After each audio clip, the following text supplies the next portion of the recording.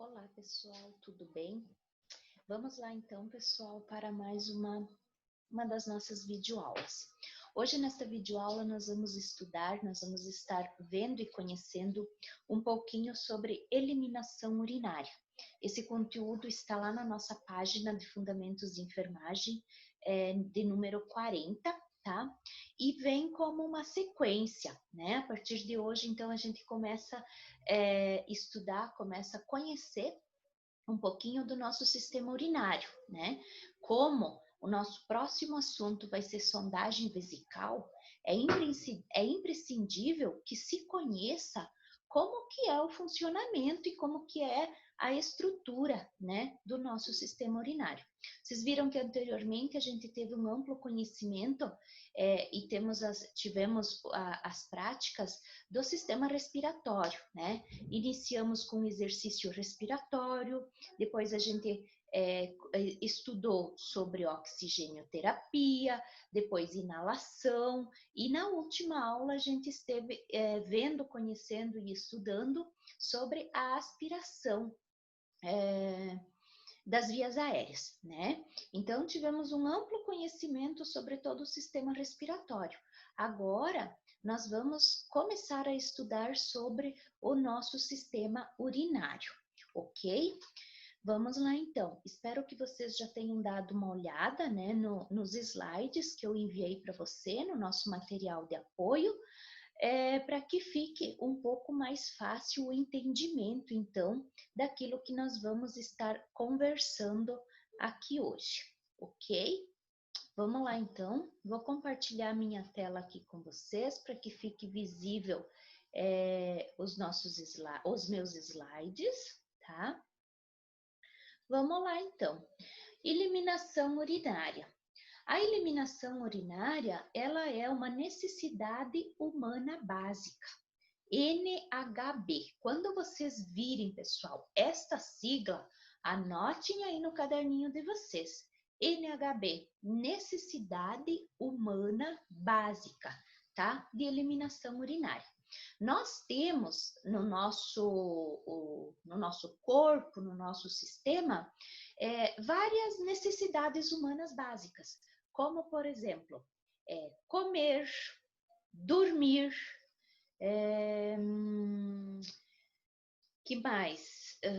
Tudo aquilo que nós precisamos ter para que o nosso corpo sobreviva, sabe?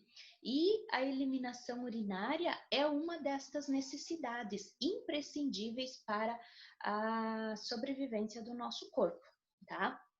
E ali, ó, o que diz ali o nosso primeiro slide? Que o organismo, ele necessita eliminar substâncias indesejáveis ou presentes em quantidades excessivas, que são nocivas à saúde se permanecerem. Então, o que isso quer nos dizer? Que tudo aquilo que sobra em nosso corpo, ele deve ser eliminado, porque se ele não for eliminado, ele se torna uma toxina em nosso corpo, e isso acaba causando patologias indesejáveis, tá? Então, por exemplo, quando a gente ingere líquido, tudo aquilo que o nosso corpo não aproveitar, não absorver, vai ser eliminado na nossa urina, né? Então, precisa que haja essa eliminação. Já imaginaram se quando a pessoa ingerisse uma quantidade maior de álcool, por exemplo, e não eliminasse nada, isso ficasse no nosso corpo? Então, acontece, né, no nosso organismo essa metabolização de tudo que a gente ingere, né? É metabolizado, uma parte o nosso corpo absorve, né? E o que não é absorvível, que não é absorvido, ele é eliminado, né? Os alimentos não absorvidos são eliminados nas fezes humanas, né? E o líquido, né, aquilo que não é absorvido por as células do corpo, são filtrado, tudo é filtrado no nosso rim e eliminado através da urina, tá? Então, lembrem-se sempre que eliminação urinária é uma necessidade humana básica, né? Quando a gente vai ver lá nos sinais vitais, lembrem-se sempre que as eliminações é fator importante para se estar verificando juntamente com os sinais vitais. Você verificou todos os sinais vitais do paciente: pressão, frequência cardíaca, frequência respiratória, temperatura, e junto você vai aproveitar e ver com o paciente se ele está com as eliminações presentes. O que é isso? Eliminações vesicais e evacuação, né?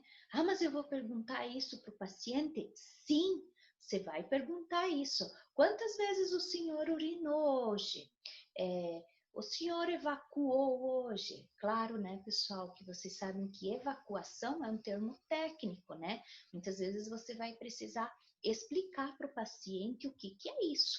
Você tem que chegar e você tem que falar para o paciente o que você quer saber. Porque se o paciente não entender o que você está perguntando, ele não vai saber responder. É o que eu sempre digo, pessoal, que nós, profissionais da enfermagem, nós temos que ter duas línguas, né? Para nós aqui, profissionais de enfermagem, uma equipe de enfermagem, nós vamos falar sobre eliminações urinárias e evacuações, mas o paciente provavelmente, se ele não tem nenhum entendimento, ele não vai saber o que é isso, você vai precisar se expressar de outra forma para conseguir essas informações do paciente, ok? Tá?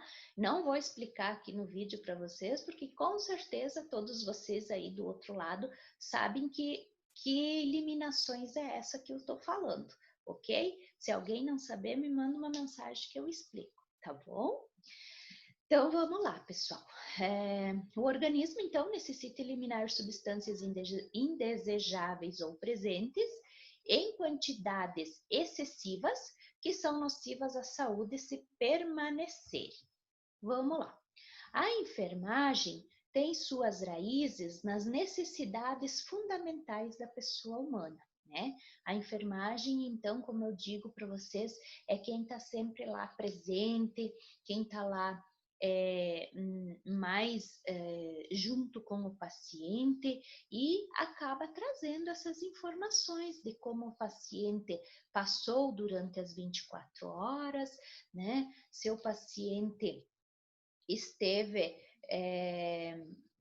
com um equilíbrio ou se ele teve uma descompensação, né? Tudo isso é a enfermagem que acaba trazendo para o prontuário do paciente.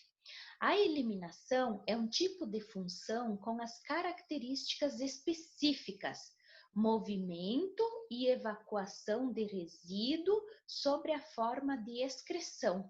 Então, por onde que o paciente tem essa excreção de resíduos? Através da pele, rim, intestinos e pulmões, né? É isso que a gente está vendo aqui nessas nossas práticas, né, pessoal? Ah, mas como que o paciente tem eliminação através da pele? O suor. O suor é uma forma do paciente eliminar líquido do seu corpo, né? Por isso que quando um paciente fica muito exposto ao sol, ao calor, ele corre o risco de ter uma desidratação, porque ele vai estar eliminando o líquido do seu corpo através do suor. O rim, né? Como que o paciente vai ter eliminação através do rim? O rim, pessoal, é o nosso principal órgão que faz a filtragem, né, do líquido que entra em nosso corpo. Ele filtra o sangue, ele filtra a nossa urina, ele faz a filtragem. E o que o rim não absorve é excretado através da urina no sistema urinário, né? Outro órgão responsável, então, pela excreção são os intestinos e também o pulmão, né? Vocês viram lá nas nossas aulas de aspiração como o pulmão tem capacidade de fazer excreção de secreções, né? Então, temos esses quatro órgãos que são responsáveis para fazer a excreção de líquidos que estão sobrando ou que não são absorvíveis pelo nosso corpo, tá? Pele, rim, intestino e pulmão, ok? Lembre bem desses 4 órgãos, tá ok? Vamos lá então. Aqui, pessoal, mais detalhadinho então aqui para vocês, o sistema urinário, né? Para vocês estarem conhecendo, ó. A incontinência, então, urinária, deixa eu mudar aqui. A incontinência urinária é a perda involuntária da urina pela uretra, tá? Afeta pessoas de ambos os sexos em diferentes faixas etárias. Então, aqui nesse slide já vamos começar a falar diretamente sobre o nosso assunto de hoje, que é a incontinência urinária. Né? E o que é isso? O que é a incontinência urinária? É quando houve uma perda involuntária, ou seja, uma perda que não é aquela no momento em que o paciente vai até o banheiro para urinar, né? Ela afeta tanto homens quanto mulheres, né? E também em qualquer faixa etária da vida da pessoa. Né? Atinge 10 milhões de pessoas no Brasil e em maioria as mulheres. Então, pessoal, assim, a maioria das pessoas atingidas são mulheres e a maioria na fase adulta ou nos idosos. Mas isso não exclui, não quer dizer que pessoas mais jovens não tenham problema e que homens não tenham problema. Ele afeta ambos os sexos em diferentes faixas etárias da vida da pessoa, tá? Então, aqui, ó, uma curiosidade. Quando temos a primeira vontade de fazer xixi, a bexiga está com cerca de 150 ml de urina armazenado, ok? E quando essa sensação aperta, por exemplo, aí você sentiu vontade de fazer xixi, mas não tem um banheiro próximo naquele momento para você ir. Então, você vai esperar um tempo maior para estar indo ao banheiro. E aquela vontade vai apertando, né? Aquela vontade vai ficando mais forte e a sua bexiga vai ficando cada vez mais cheia. Então, quando essa sensação aperta, chega entre 250 a 300 ml de urina dentro de uma bexiga do ser humano, ok? Vamos lá, então. Aqui, então, tipos de incontinência urinária. Vamos deixar aqui desse ladinho que eu acho que pega menos conteúdo, tá? Tipos de incontinência urinária. Então, pessoal, nós temos basicamente 4 tipos diferentes de incontinência urinária, né? Todas são incontinência, mas são por causas diferentes causas de desencadear esse problema. A primeira causa é a incontinência de tensão ou esforço. A gente costuma dizer assim, é incontinência de esforço.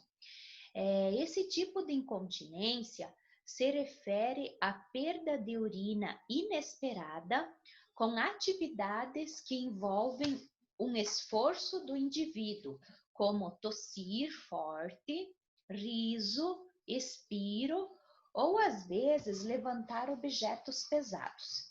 É mais comum encontrar mulheres que já foram mães, pois é associado ao enfraquecimento dos músculos pélvicos.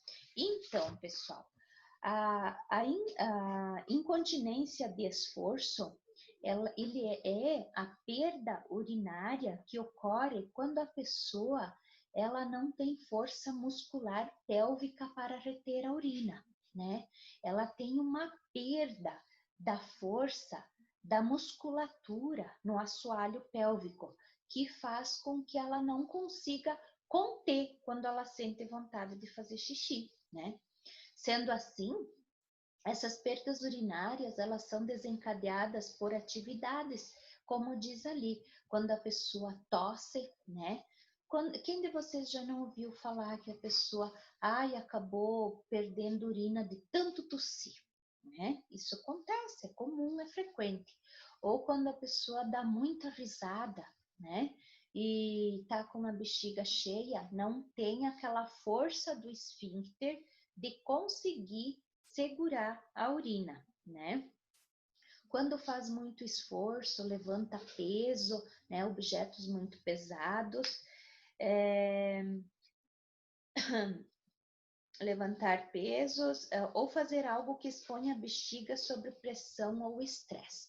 Então, pessoal, quando acontece a perda de urina devido a algum desses fatores ali citado, a gente denomina como incontinência de esforço, tá? Lembrem-se assim, ó, que a continência de esforço é quando, por algum motivo, o paciente perde a força da musculatura do assoalho pélvico. O que é assoalho pélvico?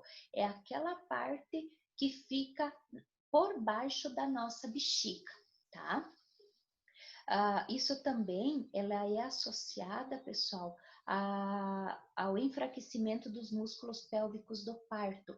Então, mulheres que têm filhos de parto normal, pode acontecer isso. Por quê?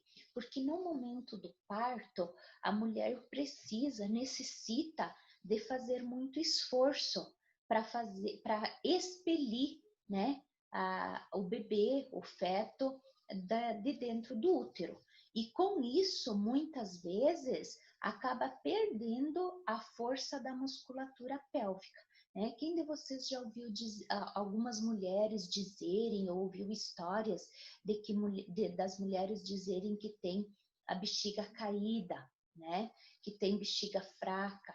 Isso geralmente, além de ser um problema hereditário, pessoal, que pode ter causas hereditárias, também o número de partos normais pode influenciar nesta incontinência de esforço, tá? É quando acaba perdendo o controle da musculatura do assoalho pélvico, ok? Vamos lá então para o segundo tipo. O segundo tipo é incontinência do impulso ou urgência. Caracteriza-se pela necessidade urgente e repentina de urinar, tanto que nem deixa chegar ao banheiro. Pode ser causada por infecção das vias urinárias e do diafragma ativo. Então, a incontinência de urgência é quando a pessoa assim, ó, ela nem tem tanta urina na bexiga. Tipo, quando sente a primeira vontade, assim, de fazer xixi, já é um desejo repentino que a pessoa nem consegue chegar ao teu banheiro para começar a ter essa perda. Então, vejam ali na figurinha que eu coloquei, ó, pessoal, e ainda assim a pessoa já tem essa urgência urinária e acaba chegando ao banheiro, o banheiro está ocupado, né? Então, quem tem esse tipo de incontinência, geralmente vai acabar tendo uma perda, mesmo que pequena, antes mesmo de chegar até o banheiro. Vamos lá. Terceiro, incontinência de vazamento, tá? Essa aqui também pode ser conhecida, pessoal, como incontinência de transbordamento, tá? Causada pela falta de espaço no diafragma. Acontece quando a bexiga não pode esvaziar completamente e leva à perda involuntária de urina. Esse caso afeta principalmente aqueles que sofrem com problemas de próstata. Então, quem tem próstata são os homens, né? Lembrem que eu falei lá no início, ela é mais frequente nas mulheres devido aos problemas devido à hereditariedade e ao número de partos normais. Mas aqui, nesse tipo de incontinência, também já fala que é devido, que afeta principalmente as pessoas que sofrem com problema de próstata, né? Então, aqui é um caso de homens. Claro que homens geralmente desencadeiam problemas de próstata numa idade mais avançada, né? Jovens dificilmente, não que seja, como é que eu vou dizer, não que seja impossível, mas dificilmente tem problema de próstata, né? Mas a incontinência do transbordamento ocorre aqui. E também a sensação que a pessoa tem é que a bexiga está sempre cheia. Por quê? Vocês sabem que a próstata, vejam ali na figura, ó, a próstata, ela é uma glândula que fica ao redor do canal da uretra, né? Então, quando ocorre a inflamação da próstata, essa uretra fica exprimida ali dentro, né? A próstata, a uretra está aqui, a próstata está aqui ao redor. Quando a próstata ela inflama, ela meio que comprime, né, a uretra. E com isso ocorre a dificuldade de esvaziamento da bexiga. O paciente fica com a sensação de que sempre está com a bexiga cheia, sempre tem vontade de estar indo no banheiro, né? Só que vai no banheiro, consegue fazer uma pequena quantidade de urina e acaba ficando com o vazamento, ou seja, o transbordamento, né? Fica meio que perdendo urina de forma continuada, tá ok? Então, esse também é um tipo de incontinência urinária, né? Talvez vocês possam conhecer alguém que precise fazer o uso de fralda ou já faz uso de sonda vesical, né? Porque não consegue fazer o esvaziamento completo da urina de dentro da bexiga, tá? O quarto, então, aqui, ó, incontinência funcional, né? A incontinência funcional, ela é causada por um problema diretamente relacionado com o sistema urinário. Quer dizer que existe um problema no corpo que afeta esse sistema, como, por exemplo, a artrite, que devido a essa condição tem problema de mobilidade e não pode chegar ao banheiro quando precisa urinar. Pessoal, então assim, a incontinência funcional, ela é um tipo de incontinência que ela está relacionada com um outro problema já existente no corpo humano, como por exemplo ali cita a artrite. A artrite faz com que a pessoa tenha dificuldade para deambular, ou seja, tenha uma marcha mais lenta, né? Então a pessoa demora muito para conseguir chegar até o banheiro. E esse tempo, essa demora, faz com que a pessoa acaba se urinando ou perdendo parte da urina antes de chegar até o banheiro, né?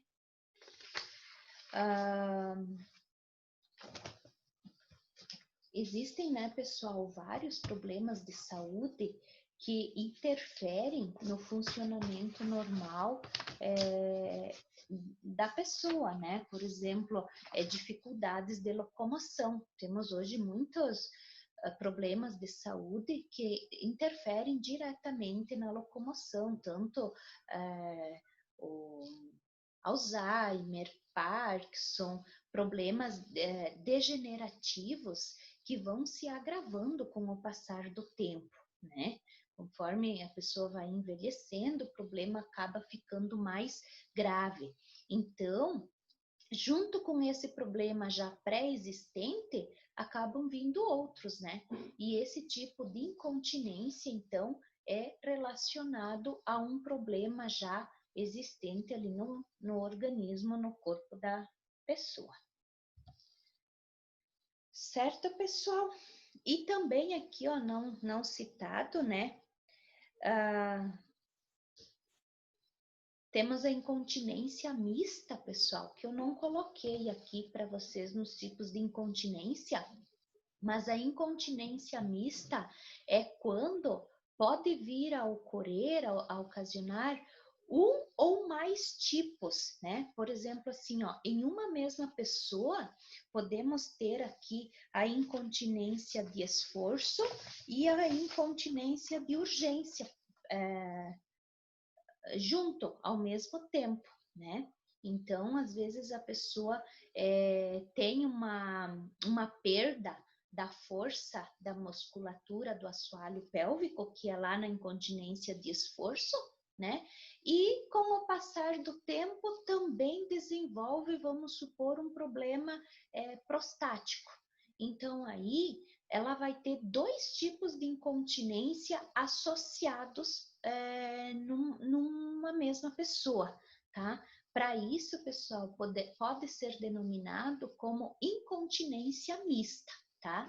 É quando tem o desenvolvimento de dois tipos de incontinência na mesma pessoa, ok? Aqui tem um resuminho, então, pessoal, né? Ó, dos 4 tipos comuns de incontinência urinária. Então, lembre-se, ó, esforço, urgência, transbordo e funcional. E junto com esses 4, vem, não podendo esquecer, né, da quinta, que é a urgência mista. É a junção de 2 ou mais tipos de incontinência. Então, aqui, ó, incontinência de esforço. A urina vaza durante exercício físico, tosse, riso ou qualquer outro movimento corporal que exceda a pressão na bexiga, tá?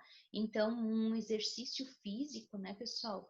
É comum as pessoas assim de um pouco mais de idade, às vezes terem a queixa de que, quando faz caminhada ou faz algum tipo de exercício físico tem perda de urina. É denominado, então, incontinência de esforço, tá? Incontinência de urgência, a pessoa não consegue segurar a urina por tempo suficiente até ir ao banheiro. Mais comum em pessoas com diabetes, Alzheimer e Parkinson, né? Incontinência de urgência, não consegue chegar até o banheiro antes de ter a perda urinária. A incontinência de transbordamento, que eu falei para vocês, é o vazamento de urina que ocorre porque a pessoa está sempre com líquido na bexiga, pois não consegue esvaziar completamente. Aqui, então, quando, por exemplo, a pessoa tem um problema prostático instalado. E a incontinência funcional são os idosos com dificuldade de locomoção. A urina escapa antes dele chegar ao banheiro, né? Pessoal, então, a funcional é quando já tem um problema também já instalado ali, parecido, semelhante ao de urgência, né? E aqui, ó, esses exemplos ali, diabetes, Alzheimer, Parkinson, também são exemplos que se encaixam ali na incontinência funcional, né? São patologias que fazem com que a pessoa tenha um atraso, tanto na marcha como na percepção de que está ficando com a bexiga cheia, tá? Então, podemos citar esses dois exemplos, né, pessoal? Tanto em uma como na outro tipo de incontinência. Lembrando, não esqueçam que dentre esses 4 temos a incontinência mista, que é a junção de 2 ou mais tipos de incontinência na mesma pessoa. Ok, pessoal? Entendido? Vamos seguir então. Causas das incontinências urinárias. Então, algumas das causas para essas incontinências são infecção urinárias ou vaginais, efeito colateral de medicamentos, né? Pode ser sob efeito de algum medicamento. Por exemplo, pessoal, a pessoa que está fazendo uso de soro. E aí vocês sabem muito bem que tem paciente ou tem acompanhante que tem pressa que o soro termine e vai lá e abre tudo, né? Vai ter uma hiperidratação. Com isso, o rim precisa filtrar mais rápido, né? Esse líquido em excesso que está no corpo e com isso vai ter uma produção acelerada de urina. Constipação intestinal também, né? É uma das causas, constipação intestinal. A pessoa precisa fazer muita força pélvica ali, né? Faz muita força no momento da evacuação e faz com que perda a força da musculatura pélvica. Fraqueza de alguns músculos, obstrução da uretra pelo aumento da próstata, doenças que afetam os nervos ou músculos, alguns tipos de cirurgias ginecológicas, gravidez e parto, tumores malignos e benignos, principalmente os de próstata, obesidade, tosse crônica dos fumantes. Então, pessoal, essas aqui são algumas das causas que podem levar às incontinências urinárias. Incontinência urinária, então a sua prevalência, ela tem um aumento significante com o envelhecimento, tá? Quanto mais avançada for a idade do paciente, maior a prevalência de ter incontinência urinária, né? Repetindo ali, é maior em idosos e acomete mais o sexo feminino, tá? Por que maior em idosos? Devido aos problemas de saúde que vão acontecendo no decorrer dos anos, no decorrer da idade.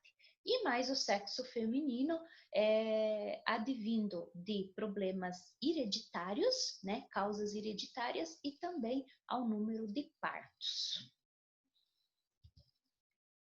Comprometimento da qualidade de vida. Então, pessoal, a incontinência urinária, ela causa sérios impactos na vida da pessoa, né? Como a prática de exercícios físicos, a pessoa que tem esse problema, ela vai evitar fazer exercício físico, né? Porque para isso ela vai se expor ao risco de acontecer, de perder urina, né? Enfim. Ela também causa impacto de isolamento social. A pessoa não tem vontade de sair de casa, a pessoa não se expõe muito ao público por medo, né, de que aconteça a perca dessa urina e seja perceptível pelas outras pessoas. Com isso também tem uma baixa da autoestima, causa muita insegurança e também depressão. Então vejam a fotozinha ali que eu coloquei, né, no ladinho do vídeo. O impacto que isso causa na vida das pessoas, né? São todos impactos assim bem relevantes, né? Que vão acometendo a qualidade de vida. Vamos lá então, pessoal. Dentro das nossas eliminações urinárias, então, nós temos a incontinência urinária e a retenção urinária. Então, a incontinência urinária, a gente viu que é quando a pessoa acaba perdendo urina sem querer, né? Acaba tendo pequena ou moderada perda de urina intencionalmente. E também, dentro da eliminação urinária, temos os casos de retenção urinária. O que é isso? Ela é definida como a incapacidade total ou parcial de esvaziar a bexiga. Ela pode ser aguda ou crônica. Na retenção aguda, a pessoa não consegue urinar, mesmo estando com a bexiga cheia.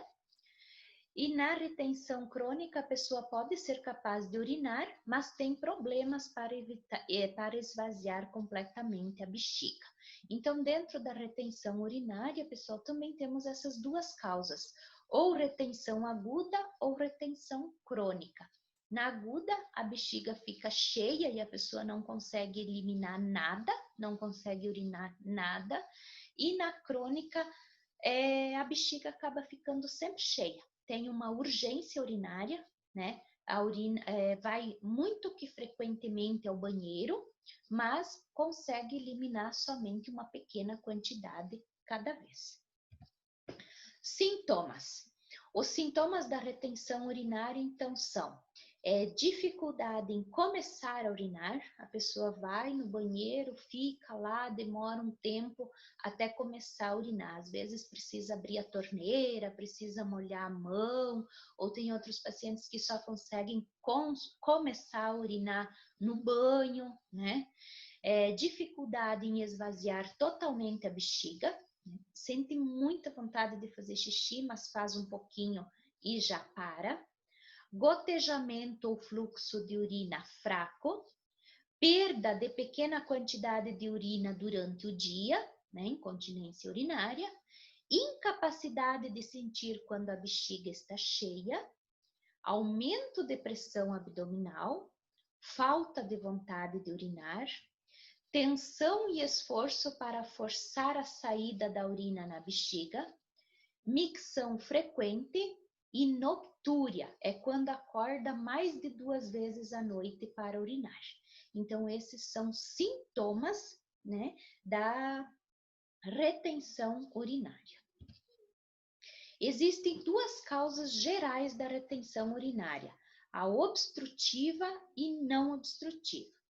Se houver uma obstrução, por exemplo, pedras no rim, a urina não consegue fluir livremente pelo trato urinário. Então, pessoal, as causas da retenção. Por que retém? Pode ser obstrutiva ou não. Quando ela obstrui, quando é uma causa obstrutiva, ela pode ser por causa de um câncer, por exemplo, o câncer de próstata obstrui, faz com que tenha uma retenção urinária aguda. Ela chega ao ponto de obstruir a pessoa não urinar mais. Pedra no rim ou na bexiga também pode obstruir e o aumento da próstata, né? São 3 itens que faz com que ocorra a obstrução da urina. E causas não obstrutivas inclui músculo fraco da bexiga e problemas nervosos que interferem entre o cérebro e a bexiga. Você sabe que quem manda a mensagem para a bexiga que precisa urinar, que a bexiga está cheia ou que o paciente está com dor, tudo é o nosso cérebro. O cérebro manda a mensagem para a bexiga, né? Então, uma das causas não obstrutivas são problemas nervosos que interferem nesta mensagem do cérebro para a bexiga. Se os nervos não estão funcionando adequadamente, o cérebro pode não conseguir receber a mensagem de que a bexiga está cheia. Exemplo, um AVC, acidente vascular cerebral, onde qualquer parte do cérebro ali pode ser afetada, né? Cada partezinha do nosso cérebro, ele desempenha uma função no nosso corpo. E se o AVC afetou a parte que manda o comando para a bexiga, o paciente não vai conseguir saber se precisa fazer xixi ou não, se está com a bexiga cheia ou não. Então, ou ele pode ter incontinência, ficar fazendo xixi toda hora, né? Porque o cérebro não manda essa mensagem para a bexiga, ou ele pode ter uma retenção urinária definitiva. Ele não vai urinar, né? Porque não tem mensagem, não tem estímulo dos esfíncteres para isso. Outra causa não obstrutiva, parto vaginal ou cirurgias pélvicas, tá? Então, muitas vezes também acontece, parto vaginal, ele é tanto um problema para incontinência urinária como para retenção urinária, né? A musculatura perde parte da função e pode ocorrer, não é que ocorra, gente, não é que ocorre, pode vir a ocorrer, né?